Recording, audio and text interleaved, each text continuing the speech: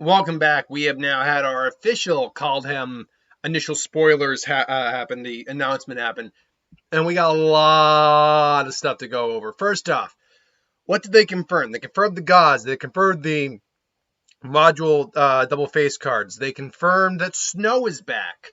They confirmed all the mechanics and pretty much all the spoilers that we saw pretty much. So they confirmed a lot of things that we'd been speculating on, and the leaks like the Phyrexian there, Vortex or something like that. That is confirmed. It's exciting. Honestly, this is looking like a really fun set. I will say though, I'll admit it looks like they're cramming a lot of stuff in this set, and that does have me worried to some degree, just because of how busy it seems to be. But let's just get into it. Now, we have one more leak card that got spoiled. But, let's see if did they replace, Vorslex's, oh, there he is. Yeah, they haven't replaced it with his official card yet. We have one more leak card that was shown. But, and then we'll get into the actual card. So, the leak card is Blood on the Snow. 2 black, 4 of any color for a snow sorcery. Rare, choose 1, destroy all creatures, destroy all planeswalkers. Then return a creature or planeswalker card with a converted mana cost of X or less from your graveyard to the battlefield, where X is a number of snow spent to cast this spell. Now, snow is back. We've been shown that we have snow basics and snow dual fates with brand new art. I think they're further up. No, they're not. They're not up here per se, but they are revealed. As for this card, it's a white effect, so it's solid in its own right. And then you get something back as long as you're using snow, which in a limited environment you'd be using snow. So that makes that pretty okay. Not amazing, but okay. And then we got Tibolt, Cosmic Imposter, who is also a flip card, but who's a module card. So his Planeswalker card. In fact, let's actually look at his God card. He's disguising himself as a god, pretty much. Valak, God of Lies. 1 black, 1 of any color for a 2/1 god. When Valak enters the battlefield, each opponent reveals his or her hand. For each opponent, exile a creature card that is they revealed this way until this card leaves the battlefield. You can pay X. Choose a creature card. Exile with Valak's converted mana cost. Say exiled. With Valak, with converted mana cost of X, this card becomes a copy of said creature. So in essence, Tibolt is certainly playing the Loki in this card and in this storyline. He's very much in terms of just like the God part of it. I mean, I like it. Easy to kill. That's the one downside. All these gods are easy to kill, but I like it. Tibolt Cosmic Imposter, however, is much more expensive than any version of Tibolt to date. 1 black, 1 red, 5 any color for a 5 loyalty Tibolt Planeswalker, mythic rare. As he enters the battlefield, you get an emblem with you may play cards with exile with Tibolt Cosmic Imposter, and you may spend mana as though it was mana of any color to play them. So right there, that's pretty useful. Any card that this guy's exiling, you'll get to play. +2, exile top card of each player's library, and then obviously you can play those cards from there. -3, exile target artifact or creature. Fantastic. Artifact, it's removal. It's what you want, and using his other ability, his static ability, you can play that for yourself, which is fantastic. And then -8, exile all cards from all graveyards and add 3 red mana to your mana pool. If you can get to this, great, but the problem is that you want to be sure you have more loyalty than the ultimate cost. Otherwise, you're not going to really get the benefits of Tibolt's abilities. But still, like this is finally the Tibolt a lot of people want to see. The Tibolt who is a mastermind, evil prankster, pretty much, and that is pretty awesome in my mind.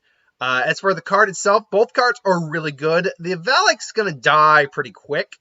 Or Valky, I should say, not Valak, Valky. He's going to die pretty quick, though Tibolt could certainly live for a bit longer. And I mean, Tibolt's expensive, but once he gets on the field, he's certainly going to be putting work in. So I like these guys. I certainly like them. Nico Eris is a 2 blue, 1 white. I wasn't expecting the white. And X, certainly wasn't expecting that. For a 3 loyalty planeswalker, Nico. When Nico Eris enters the battlefield, create X shard tokens, where these are enchantments with pay 2, sacrifice the enchantment, scry 1, then draw a card. So right off the bat, I mean, even just playing it for the 1, you're getting a good rate on that. But obviously you want to see if you can get a couple shards out of this, which luckily you can -1. They're all minus, and plus, and they're all 1. So you can -1 to create a shard. You can +1. Up to 2 target creatures you control can't be blocked this turn. Whenever this creature deals damage this turn, return to its owner's hand. That's fine, I guess. I mean, yeah, you're getting damage in, but you're going to have to risk losing defense.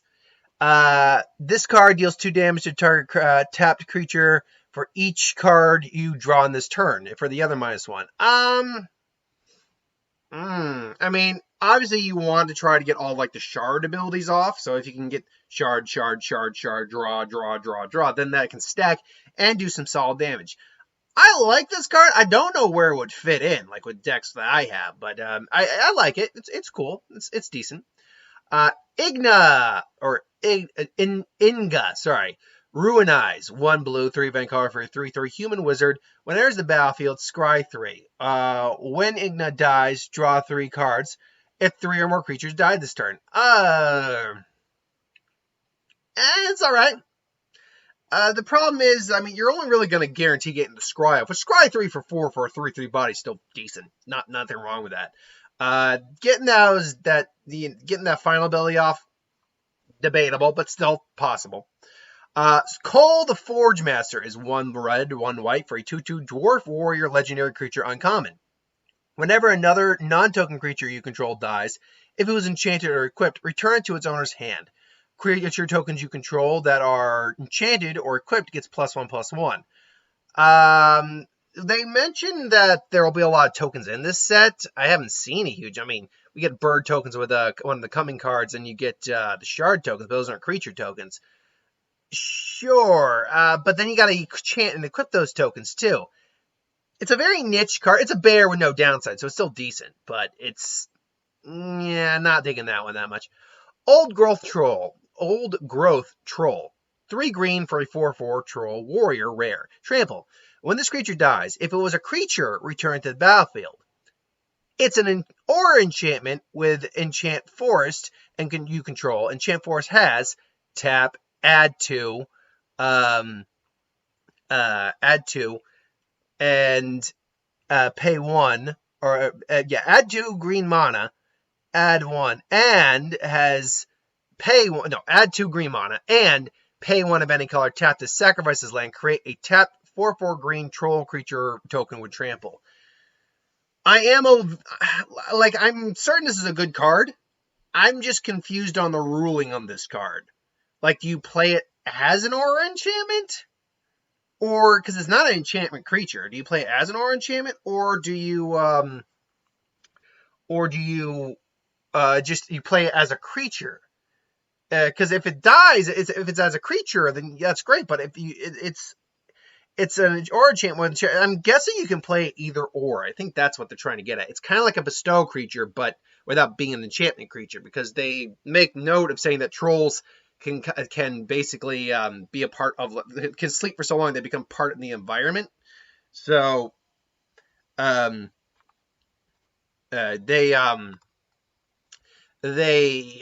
can be, I guess, artifacts and enchantments at the same time without being enchantment. I guess it's an interesting way to try that out.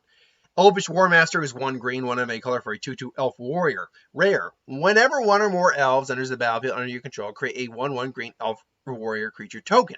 This ability only triggers once, and you can pay 7, 2 green, 5 of any color. Elves you control get +2/+2 and gain death touch till the end of turn.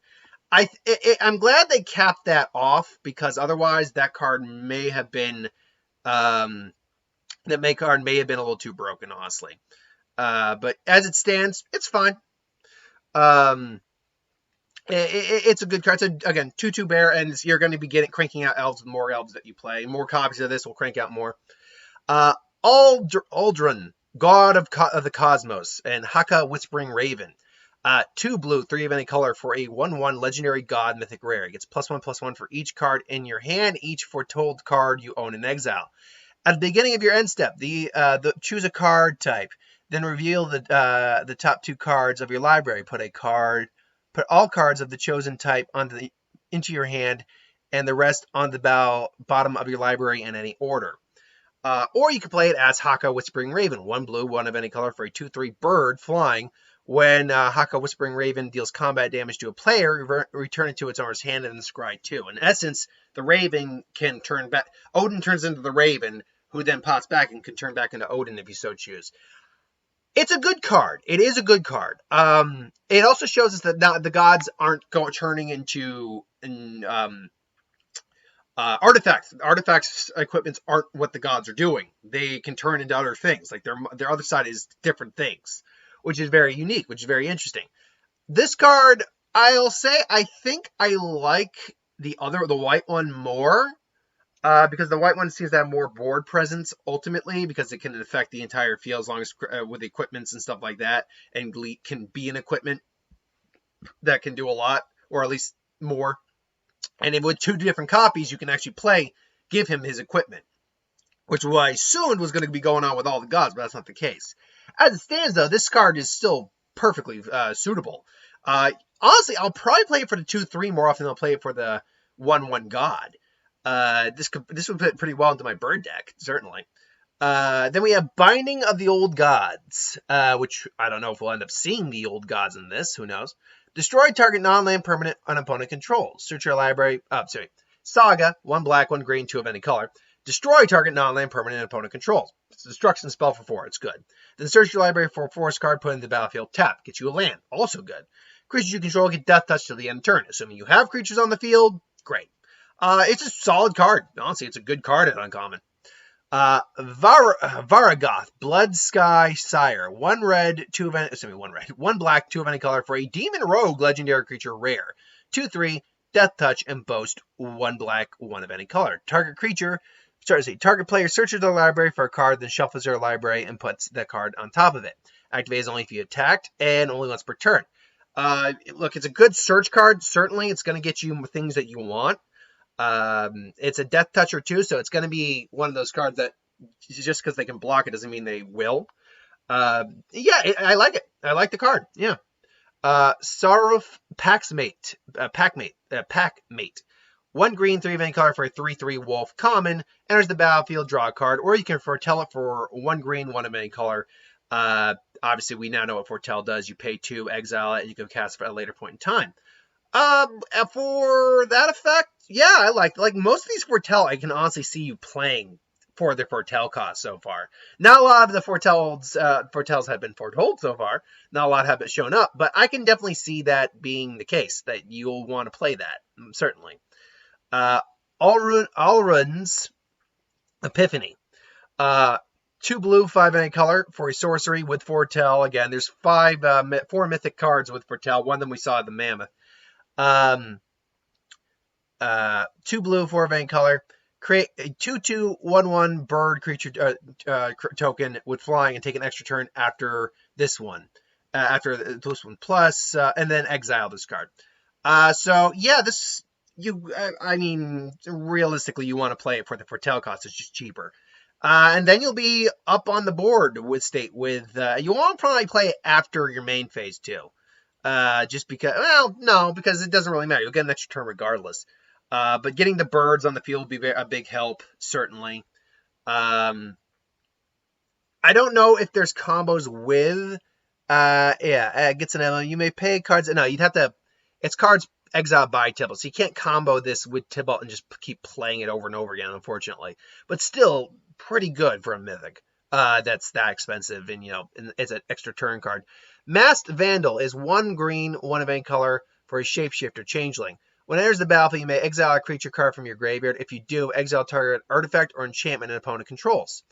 That's fine. It's certainly fine. I have really nothing else to say on that. It's perfectly legit. Frostbite, last card for today, because Vorsel's Monstrous Raider has already been spoiled.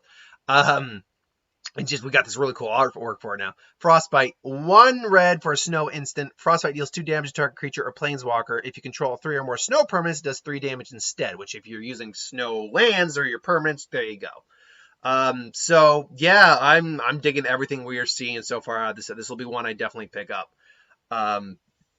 But until then, thanks for watching. Hope you enjoyed. Like, comment, share, subscribe. As always, you want us to review something, put in the comments below. Let us know. We'll do a review of it at some point. I'll see you folks next time. Yeah, shouldn't be anything else today. I'm going to pre-record the who would win later today. So thanks for watching. See you next time.